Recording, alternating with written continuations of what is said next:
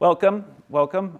So the way I like to do presentations, particularly when we have a group of this size, if you have questions or if you have comments, just raise your hand, shout them out. It's okay if this is interactive. I think if someone wants to do their own presentation or take the speaking stick, we'll give you about a minute or so to do it. But if you go beyond that, we'll find you another conference room and you can do your own breakout session. Fair enough? Yeah. Okay, also if you have more personal questions or things that you want to ask at the end, I'll stick around here and I'll also be around through lunch just in case. I'm a community mental health resource in this community, and so I take that very seriously.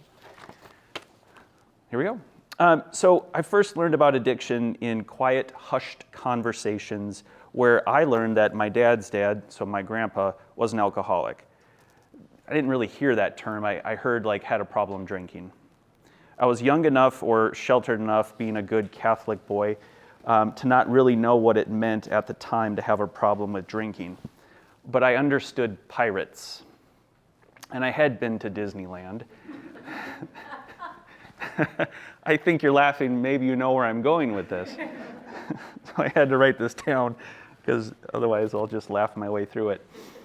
Pirates were always after rum, so in my young brain, I pictured my grandfather sitting in his chair in the kitchen, but swaying back and forth with a bottle of rum, saying, "Yeah, get You know that ride. Okay. Pirates of the Caribbean, Jack Sparrow. Why is the rum gone? Okay. No more impressions. I'm done. Okay. How could that be that bad? That just seemed kind of playful. It seemed like kind of a joke even. But the hushed tone of how it was spoken about, even if I didn't have the specific words, and the lack of open discussion about it, conveyed to me something very clear that this is not an okay thing. No one ever said it was bad, it just wasn't okay. So you can experience shame and watch it swallow up others long before you know what shame is or how to identify what shame is. And I understood without knowing that there were things that you didn't discuss with others that were just bad. I mean, even as a 7-year-old, I could figure that out. And so if they were bad, they were best to be avoided. So I went for a really long time not really knowing anything more. I just knew these snippets and kind of went along through my young life. And I didn't really understand the significance of all those things until about 20 years later, when I was early on in my doctoral program, co-facilitating a group for college students who have alcohol problems. And I co-facilitated this, it would be like an AA group or an NA group, with a substance abuse counselor named James Murphy. And it was the first time that I had heard someone talk so plainly, openly, without shaming of his own struggles and recovery with alcohol, which inspired others to try the same approach. It's the first time that I thought, oh, I guess you can talk about this in an open way. I learned listening to other people's stories. First, very humbling to listen to other people's stories. What it could have been like for my grandfather struggling with alcohol, what it could have been like for my dad, what it could have been like for his siblings, what it was probably like for my dad to consider, how do I have kids and make sure that they don't do the same thing? Maybe come up with something different. It's probably why he chose not to use alcohol, but that didn't make sense to me until I was firmly embedded in my grad school program. So you might be wondering, is that why you wanted to be a psychologist? Because you have this thing in your history. And I say, no, I want to be a psychologist because I want to help people. If you write that on a grad school application, you will not be admitted into grad school because you need more reasons than just that to get admitted into a graduate program. So I wanted to be a mental health professional because the more I learned about other people, I figured the better I could understand myself. And so in the spirit of that understanding and trying to untangle my own family understanding of how addiction played a role in somebody that I knew for 16 years, I didn't know my grandpa very long. Certainly didn't know him as I was an adult. Untangling all of that and helping me understand how I might want to do something different for my family and my kids, and then for the generations that come after me. And so I'm going to present this as Addiction is not just an island, but addiction is like a process, a train that goes long into the future and long into the past and also has a present. Any questions or any comments? Any children in the audience? There is one. All right, so we'll be I don't know, he or she or they probably won't understand much or have a lot of questions. They look rather sleepy. Okay, so our learning objectives, we'll talk about addiction as a process, whole distance. We'll talk about risk factors for youth addiction, and we'll learn about some treatment options, including the ones that are the most effective, as well as things that we can do as loved ones that increase protective factors and resiliency factors. Question. Yes. So an alternative introduction that I had addresses how complicated this is. Yes, so we'll talk a little bit about those pieces, and each one of those things we could do a 45-minute presentation. Regrettably, we only have 45 minutes for this presentation, so the pieces of specific addiction will be just addressed. If you want more information, then we're encouraging people to look into deeper resources or talk to a trained professional to help. And we might get at some of your questions. In terms of the depth of unpacking each one of those particular addictions, I would love to do that if we had a week. Yeah, yep. Okay, not insular. It has a past, a present, and a future. And thinking about it that way helps us maybe establish some understanding and some empathy that if you have a young person in your life who begins to struggle with an addiction, that maybe this isn't something that's just occurring right here and in this moment. Maybe there are other factors that came before. Maybe there's something going on right now. And just because it's done, treated, or in recovery doesn't mean that's the end of the story. The story can continue. I'm not sure that that's such a bad thing. After all, we're creatures designed to learn. All right, there's many different definitions of addiction, and here is one of them. It is broad, and it fails to be particularly specific to try to capture all of the things that addiction could be. Each word pretty intentionally chosen by this fella, Robert West. A powerful motivation. Motivation matters here. Powerful motivation to engage in a behavior which has been learned. It's an argument that you have to have done the behavior or had the substance or had the experience in order to develop this motivation problem to continue to engage into it. So powerful motivation to engage in a behavior which has been learned through an experience and which is causing harm. It's vague. Could cell phone use be an addiction?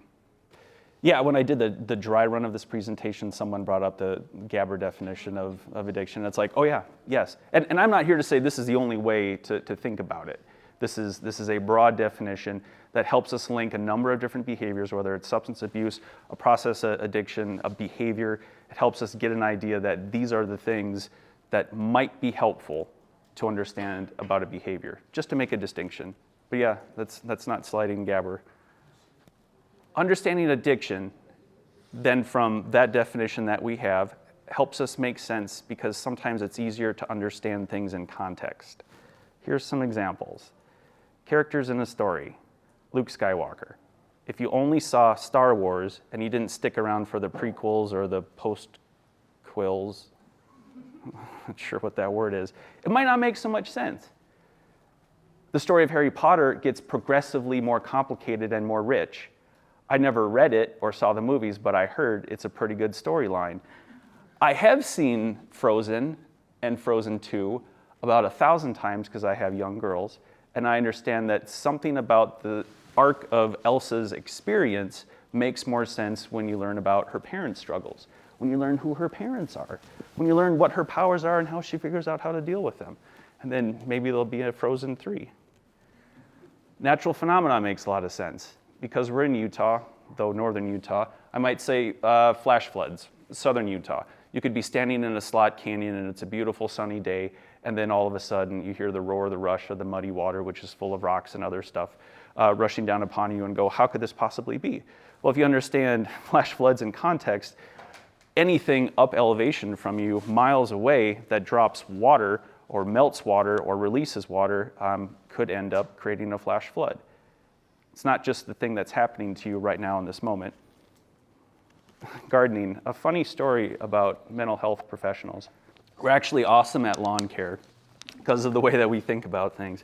So we're good at gardening, we're good at lawn care because we think about things in progress. But if you want to plant garlic in your garden, if you were to go out in the springtime and drop garlic into it, you wouldn't want to do that because it won't be ready by the time you want to harvest it.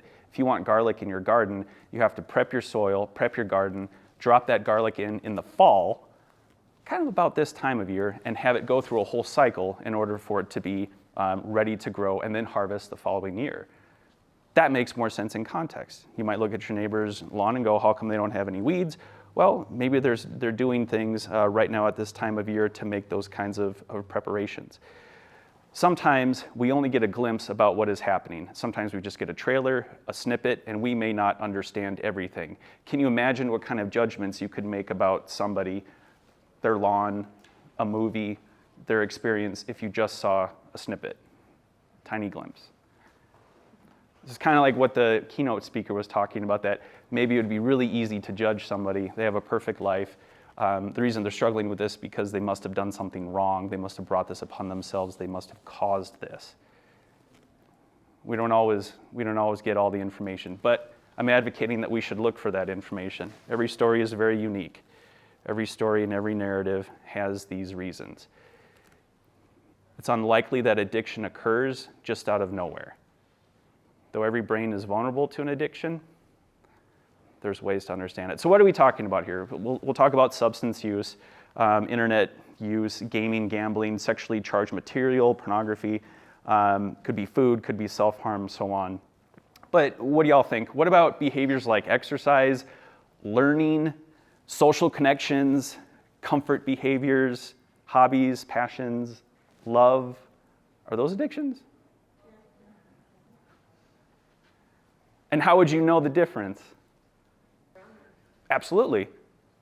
What do you think about cell phones? Same? It could be. Absolutely. I think Here are the risk factors. The difficulty about listing risk factors is that there are so many risk factors. And even if you had all these risk factors, including the ones that I don't have listed, you may not develop an addiction. Even if you had none of these risk factors, you could still develop an addiction. These are things that sometimes prime people to have more of a likelihood of experiencing addiction. Again, this is probabilities. What we do know is that the more risk factors that you have, the higher probability that you might develop an addiction. All right, I'm smiling because I made a picture for this. Okay, so how does addiction develop in youth? This is based off of substance use literature. I'm going to present this and then deconstruct it and then tell you how it's not a very good picture. But we're going to start with this one. So what typically happens when someone is young, 0 to 10, there might be some risk factors that occur. We'll get more to that in a second, but you could imagine some kind of trauma experience, some kind of issue with a primary support, some kind of major stressful environment in someone's young life that could make it more difficult for them to regulate their responses to stress or fit into their environment. So that can prime somebody. Something really interesting happens in the substance use world where social belonging is very motivating. So if you're like 11, 12, 13, if you're going to begin using a substance, you're likely going to be using it in social context with your peers. The kinds of substances that get used are the ones that are most readily available, and that's alcohol, nicotine, and inhalants. Inhalants, that's not great for young brains. So somewhere between here and here, this thing happens where the social context for use and the belonging needs decrease in their importance. They don't become a non-issue. Teenagers still use together. They don't become a non-issue, but these other factors become the primary motivating factor. factors, and they are psychological factors. They might be physiological factors, and they could be like epigenetics, so like the things in your genetic history. The frustrating thing with this, and it's really frustrating to teach sometimes to teach this to family members, but then also to treat this, is that it's like the social context that is necessary for use is like putting your foot into the door if you're like a door-to-door salesperson. And once you have your foot in the door, the thing that begins to take over are these psychological, physiological, and genetic factors. And so you think what you're doing is hanging out and having like some acceptance among your peers. And if you're dosed with that behavior or that substance, and it turns something on in your psyche, in your genetics, in your psychology, then those factors become the things that continue propelling somebody into the future with more of an addictive behavior. Does this point make sense? Can you imagine what it would be like then if you're 16 or 17, 15, 16, 17 years old, where you have powerful motivators now driving this behavior that you do not necessarily have a context for understanding? You thought what you were doing was just hanging out with friends, being accepted, finding some kind of comfort among peers, and what you end up doing is having this thing that is much weightier now pushing you into your early adult years, just like Frankenstein walk, Frankenstein push. Okay. I want to try to say what you're saying. Please. Later in life. That's excellent. Yes. So good. On my evaluation, if you say that, then that will be successful for me, because if you can say that and you're trying to interpret what it is that I'm trying to tell you, you're exactly right. There's these things that were dropped a long time ago. There were seeds that were planted in a field that needed finally a really wet summer, fall, and winter in order to propagate. Now we have sunflowers everywhere. Why? We didn't have sunflowers last year. Yes, so these seeds are sown much in the past. Okay, so you got the Frankenstein walk pushing people into adulthood. Another really interesting thing is not everybody who has this experience goes on to develop a full-blown addiction. Okay, so you can have momentum and inertia pushing you into these like late teenage and early adult years, and a portion of people, again this is probabilities, a portion of those people will continue to develop an addiction. And they'll have to go through treatment, they'll have to have support, they'll have to have recovery skills. And then another portion won't. As the brain continues to develop into mid-20s, sometimes the regulatory mechanisms that end up being protective prevent people from developing a full-blown addiction. Some people have really high uses of alcohol, substances, and behaviors in this like 14 to 18 range, and don't go on to continue using those. And we're not entirely sure why. There's a lot of research out there trying to figure out why, but we don't have a lot of good answers for that. All we know is that that's really nice when that happens. Thank goodness somebody didn't develop that. It's probably not the end of their story. As we're kind of learning, all this stuff is connected. But some people don't. So that's why I say the course is set, kinda. All right, so my graphic gets progressively more complicated. So I said here, this is like how addiction develops in youth, except then it's not, because at any point you could have a trauma, you could have another major event, you could have something that interrupts the process, that introduces enough stress that makes it more of a chance to have an addiction develop at any point in this person's life. No brain is really safe, but some brains become more vulnerable to these things. Okay, good. I'm seeing some head nods. Yes. So, okay. So, yes, you had a question. Like divorce or the death of a parent, something like that. Yeah. And isn't it interesting that like when divorce happens like here, there's different results versus when a divorce happens like right here, versus if divorce happens here. Same thing with death of parent. Like it matters to the individual story. And so the magnitude of the risk factor could be determined by the individual experience of the person who's using a behavior. And that's why if you have a loved one who is struggling with a behavior or struggling with a substance, I would recommend talk to a qualified professional to begin putting this context together, to begin developing the narrative and the story that helps understand this in a much larger context. Yes? Because you enjoy it. It's because you're trying to be okay. Or feel okay. You might enjoy it. You might enjoy it. And yet,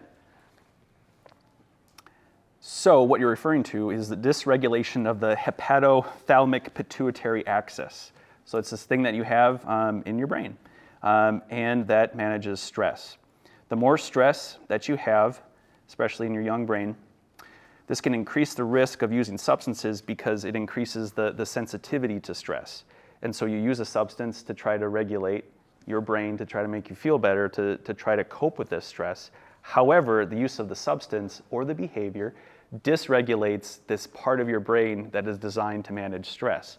So if you introduce a substance or this addictive behavior into your brain, you actually are decreasing the chance that your brain is going to regulate the stress. You just increase the likelihood that your brain is going to stay dysregulated, which then primes you to use more. So this is a biological, like a neurobiological approach to understanding addictions. It doesn't capture everything, but to your point, it's very well made. You must study this.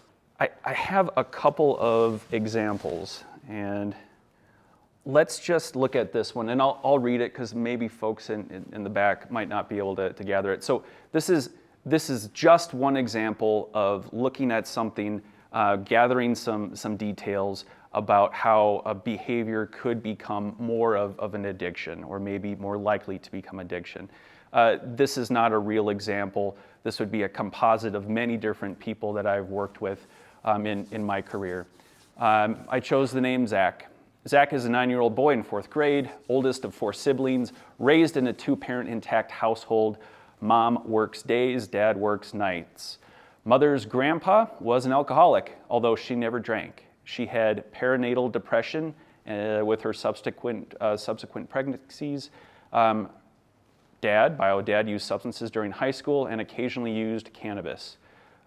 Still uses cannabis these days sometimes. He suspected that he had ADHD, and he used substances, including Adderall, to manage his behaviors. The family actually started gaming together in order to bond. Zach immediately loved gaming. He has extensive video gaming use, including 1 hour before school, 2 hours after school before dinner, 2 to 4 hours after dinner but before bed, and another 2 to 3 hours after his parents went to bed/work. His symptoms include feeling consistently tired, maybe you're not surprised, except while gaming, that lights his brain up, irritability, poor school performance, rage, defiance, very few friends and social contacts, missing classes, refusing consequences, gaining weight, pain in fingers and neck with regular headaches. Parents are afraid and uncertain how to decrease/control screen time. Zach brings screens to sessions, like therapy sessions, phone, tablet, switch. Telehealth appointments are no longer possible because Zach games in another window, dividing his attention between gaming and therapy. The distress has increased household conflict as siblings are not getting the same attention and feeling ignored. It's like a real thing doing therapy sometimes with younger populations, sometimes with older populations too, is that it's really easy to open up another screen and play your games.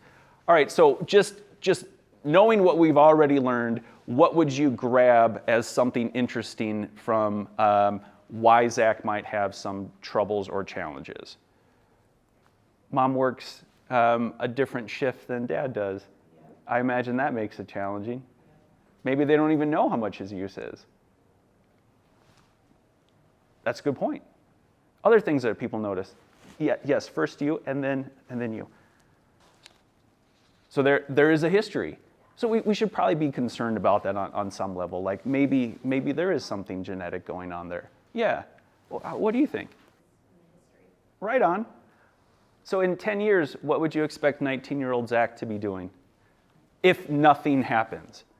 If therapy fails because we can't get the gaming window closed, funding runs out, something else happens, what would you imagine 19-year-old Zach would look like? Yeah. I don't know. we'd have to interview hypothetical Zach and family in order to figure out a little bit more. So the questions and observations that we're making help understand that maybe something happened way in the past, maybe there's something going on with this current thing, maybe Zach doesn't really recognize this as any kind of a problem, though by symptoms, this is a pretty difficult time for a fourth grader. We also could have an idea that if nothing changed, maybe this continues to be a problem, maybe something else happens, we just don't know. But it's likely going to continue and get different. Is there anything protective that you would guess? Is there anything that you would notice about this story? And I don't necessarily have like a matrix here of all the right answers, but is there anything here that you would say, actually, we could build on that, that's probably a good thing? They're trying to intervene. They're paying attention to what's going on with their kid. Yeah. And any other advantages? Yeah. I think that concept of child get through this. Are you a counselor or a therapist? No, okay. No, I'm just the parent of young kids. I just, there's so much wisdom in what you're noticing there from the parent's perspective. Like, the problem isn't necessarily Zach. The problem isn't the parents. The problem is not the grandparents. This is not like a problem to point to and say, you are to blame. It's, it's something that everyone has had participation in, and everyone shares responsibility. Whether they're alive or they've passed on, there's responsibility there. And into the future, Zach will share responsibility of that to generations of people that he will never meet. And so it all just kind of comes along. Are we losing our only child in the child? I'm really sad. Come back for the next presentation. Okay, good points, good points. So we're going to then take this as a way to jump into treatment supports and interventions.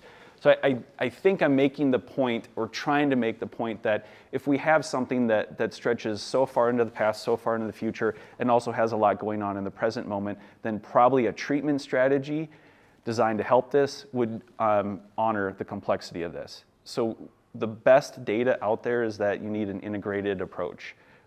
If it's an integrated approach that also meets the youth developmentally where they're at, that helps a lot as well. Groups usually augment this, and that could be the teen or the youth in a group, or it could be all of the family together in a multiple family group, all participating, all learning. Evaluation should start with a trained and qualified professional. Again, like I said, this helps develop the narrative, the story, not just honoring what's happening right now, but also how to deal with relapses, and also how to address a really nasty factor in all of this, which is the shame of all of this. Shame makes things very private. So sometimes treatment, especially the early interventions of treatment, is training family members, training the youth, training other supports, how not to shame them, how to cope with the shame that shows up when you have this behavior that is very embarrassing, very difficult, very private. How do you speak about this more openly? Early intervention works a lot better than later intervention. Public health professionals, mental health professionals are looking to intervene with these kinds of challenges earlier on. So parent controls, so decreasing the amount of time that somebody is spending on a mobile device. Monitoring controls that look what kind of web pages are young people looking at. Keeping young brains away from substances as long as possible. Let that developing brain develop as best as it can. Let's just deal with our air quality here and the fact that we're at altitude as some natural factors to have to cope with. Let's not add in more. Yes? How much do you focus on the other kids, or all the kids are doing healthy? With an example like this one, which we're not going to go into deeply, but eating disorders and self-harm behaviors, this kind of thing shows up a little bit differently. So I would use a very different strategy with younger siblings, particularly at those vulnerable stages of ages like under the age of 14, 11 to 14, because information sharing with younger siblings who haven't quite developed that behavior, look at the behavior of their older sibling And that can be a powerful motivator for them to experiment with or to learn a little bit about this problematic behavior. Self-harm could be a similar type of thing. So you want to be very careful in what information you're communicating. Depending on the severity of the case that I might be dealing with, I would be not including younger siblings until much further down the line. If it's Oh, yeah, absolutely, and isn't it strange that the example that I give about substances, I start talking about things like at age 11. Like when do your kids learn how to operate a smartphone? Yes, 2. That my 2 kids, they have figured out how to operate smartphones starting at the age of 2. And you think my 2-year-old can't figure out how to open up the tablet and get to Dora Explorer and swipe through the episodes that she's seen and hasn't seen? Like, she knows how to do that. And guess what happens when we take it away after 10 minutes? It's Dora. It's not cocaine. But the young brain doesn't differentiate. That's lighting things up. So we have to be the prosthetic frontal lobe for these very young people. All right, we just have a couple minutes left. The emphasis of things occurring to others and that people are not alone helps with the shaming element of this. You're not the only person to struggle with pornography addiction. You're not the only person to have a substance use problem as a teenager. This is happening to other people. Because you are not alone, it means that this is figure-outable. And because it's figure-outable, you've established hope. You've established that there's pathways to do this. The thing that just needs to be machined is what is your individual pathway to recovery and healing. Developing resilience and enhancing protective factors is what we're going to focus the final minutes of this presentation on. And these are things that we can all do. Not any one of these protective factors is the magic silver bullet, but things, as you might imagine, collectively put together help. Protective factors. If you discover that youth and teenagers have friendliness and demonstrate responsibility, that helps. Adolescents with greater psychological security, and sometimes that comes from a good and stable, predictable home life. Other times that can come from a stable and predictable peer influence or other community factors that provide security. That helps. Self-control. Self-control is tricky because if we offer, you can have 1 marshmallow now or 2 marshmallows in 5 minutes from now, we're trying to manage impulsivity. And some people characterologically have impulsivity that increases during negative emotions. Some people have impulsivity that increases during positive emotions, and some people have both. And so the self-control thing, it is possible to train these things, but everybody comes to this with a different level and a different potential. It is an important thing to recognize. People who are responsibly completing their schoolwork also seem to do really well, and then good guidance. And good guidance could show up any number of ways, usually from an adult figure. It could be a parent, it could be non-parent, it could be a teacher, it could be a coach. That is protective. More protective factors. This is positive childhood experiences. This is the opposite of adverse childhood experiences. Okay, positive childhood experiences don't in and of itself decrease addiction. Positive childhood experiences, stacking these things up, reduces the likelihood of depression and other mental health issues. Since mental health issues are risk factors associated with developing addiction in the youth population, this can't hurt. This can't hurt. So here's a couple of examples. Because I do such a good job developing pictures and graphics, the green represents protective factors and resiliency factors.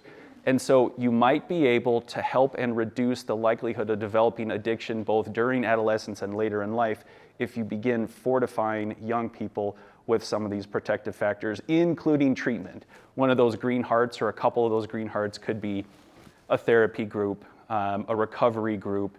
It could be a dialectical behavior therapy group that involves family members as well.